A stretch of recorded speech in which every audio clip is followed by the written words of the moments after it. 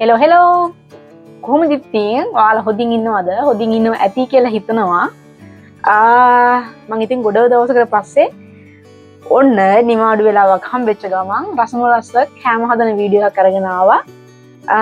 ඔයාලා දැනටම දන්නවා මොනවද හදන්න යන්නේ කියලා. මට හම්බුණා. ටඩා! මට හම්බුණා guys. beef bone marrow එක. ඉතින් මම යන්නේ අද මේක කරියක් හදන්න. බෝන් මරෝ වල දන්නවා සෑහෙන්න ඇඟට හොඳයි. ඒ වගේම ගොඩක් රසයි. ඉතින් මම හදන විදිහට හදන්න තමයි යන්නේ. අපි බලමු කොහොමද හදන්නේ කියලා.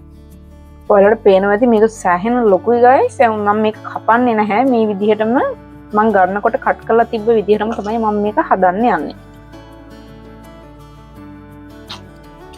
අතුලුණු සුද්ධ කරගන්න ගමන් ඉන්නේ. මම මේකට දාන්නේ නැහැ මෙහි තියෙන අර සුදු පාට ලොකු ලුණු එක. ලංකාවේ නම් කොහොමද බී ලුණු එක ඇවිල්ලා රත් පාටයිනේ. ඒක ගන්න. මේ සුදු පාට ලුණු එක මට මේ කරියට එච්චර සෙට් වෙන්නේ නැහැ. ඒ නිසා මම මේකට රතු ලුණු ගන්නවා. ඔයාලටත් පුළුවන් නම් රතු ලුණු ගන්න. රතු ලුණු රසයි වගේම ගුණයිනේ. නැත්තම් ඔයාලා සාමාන්‍යයෙන් පාවිච්චි කරන ලුණු ගන්න. ඒක කිසි ප්‍රශ්නයක් නැහැ. හොඳේ. රතු ලුණු ගොඩක් තියෙනවා. මේක ලේසි වෙන්න සුද්ධ කරගන්න මම මේ වතුර දාලා පෙගෙන්න තිබ්බා. එතකොට ටක් ගාලා පොතු ගැලවෙනවා. මුග දවසකින් වීඩියෝ එකක් හදන්න ගන්න හින්දා හරි කම්මැලි guys. කම්මැලි වෙන්න හොඳ නෑනේ. උනාට කම්මැලි හිතෙනවා ඉතින් මොනව කරන්නද? මගෙන් ගොඩක් මේ වීඩියෝ දාන්න නැද්ද කියලා මේ කමෙන්ට් දාලා තිබ්බා. කවුද? මට නමත් මතකයි. සුනිල් කියන අංකල් ගොඩක් පාරක් අහලා තිබ්බා මගෙන් වීඩියෝ දාන්න නැද්ද කියලා. ඉතින් අංකල් ඔන්න ඔයා කියන හින්දා මම වීඩියෝ එකක් දාන්න හිතුවා. මොකද ගොඩාක් මට මේ කමෙන්ට් දාලා තිබ්බ ඇවිල්ලා වීඩියෝ දාන්න නැද්ද කියලා. ඇත්තටම දාන්න ඕනේ. ඒත් ඉතින් මේ දවස්වල වැඩත් එක්ක මහසියංගට ආවහම වීඩියෝ හදන්න වෙලාවක් නැහැ ඉතින්. ඊළඟට සුදුලුණු ටිකක් මම ටිකක් සුදුලුණු වැඩියෙන් දානවා.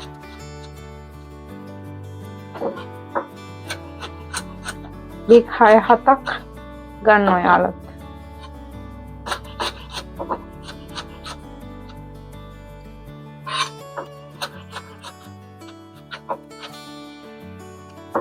සුදුලුණු කන තරමට ඇඟට හොඳයි guys.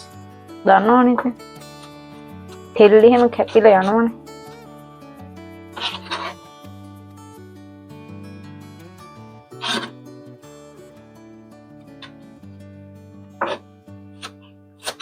රතුරුණු කපමු.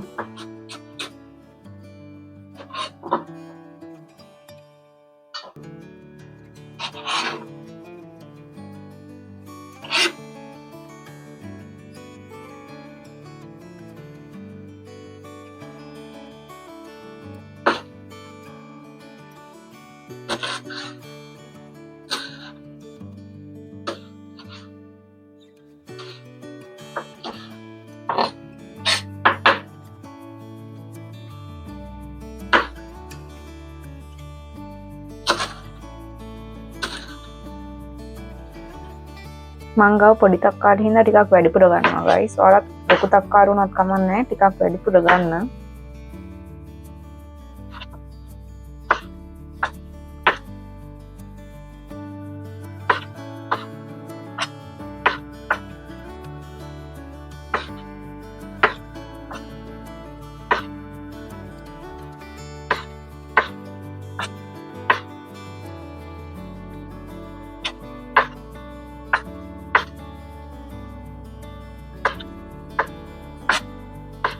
guys කපා ගන්න જાති ඔච්චරයි. අපි ලුණු කපා ගත්තා. ඊට පස්සේ සුදු ලුණු අමු මිරිස්. ඊට පස්සේ තක්කාලි. ওই ටික කපා ගත්තා. මැටි වලදක් තියාගන්න ලිපේ guys. මස් වගේ જાති ඉතින් මැටි දේවල් වල හදනකොට තමයි රස. අපි ඔයිල් ටිකක් දා ගන්න ඕනේ. මම මේකට සුදු ලුණු දා ගන්නවා. මේක ටිකක් ලයිට් බ්‍රවුන් කලර් එකක් එනකම් ෆ්‍රයි කරගන්න ඕනේ. ඊට පස්සේ අපේ ලුණු ටික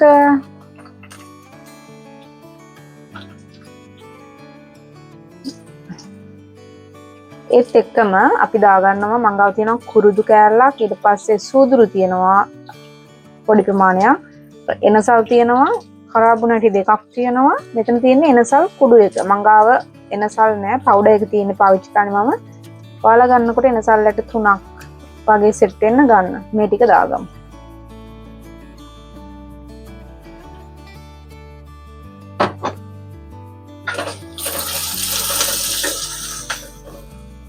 හොඳට මික්ස් කරගන්න.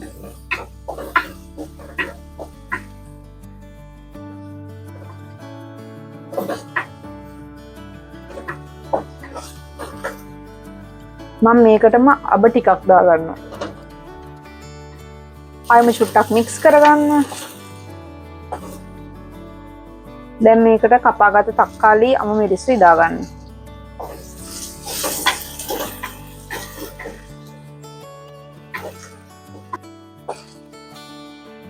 ඊට පස්සේ අපි දාගමු රම්පේ කරපිංචා මේ ටිකක් දාලා චුට්ටක් මික්ස් කරන්න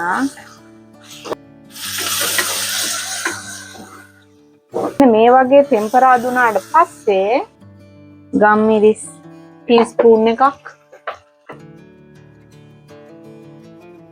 මිරිස් කුඩු ටීස්පූන් 3ක් මං ගාව තියෙනවා ගරම් මසාලා වලින් ටීස්පූන් එකක් වගේ ප්‍රමාණයක් අමු 3-5 කුඩු තේ හැඳි 1/2ක් බෙදපු 3-5 කුඩු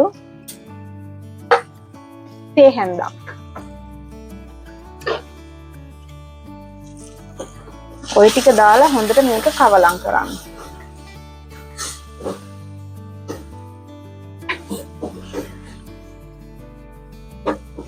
ඔයාලගේ රස අනුව ලුණු එකතු කරගන්න.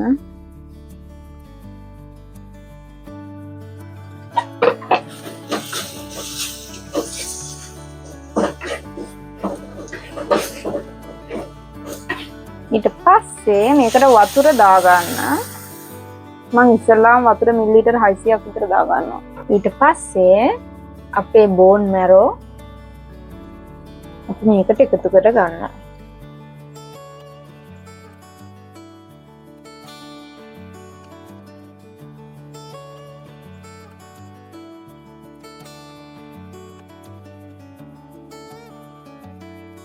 ඊට පස්සේ පියනකින් වහලා හොඳට මේක කුක් වෙන්න දෙන්න ඕනේ.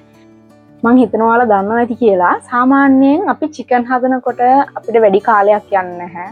හැබැයි බීෆ් වගේ දෙයක් හදනකොට බීෆ් පෝක් වගේ හදනකොට අපිට ටිකක් වෙලාව ගන්න වෙනවා මස් එක හොඳට කුක් වෙන්න ඕනේ. ඉතින් හදිස්සියක් නැහැ සාමාන්‍ය ගින්දරේ මේක හොඳට කුක් වෙන්න දෙන්න. ඊට පස්සේ බලමු කොහොමද කියලා.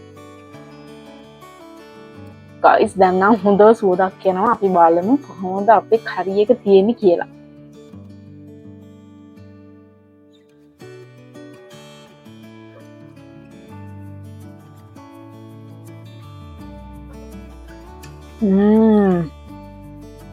මේක මොර රසයි. මස් කෑල්ලක් කඩලා ගමු. අමාරුයි guys. චුට්ටක් පීයකින් කපමු. මේ පේනව නේද? මේව ඇවිල්ලා බෝන් එක වටේට තියෙන මස් මේකට නිකන් ඔයිලි ෆැට් එක වගේ තියෙනවා. ටික හයිය.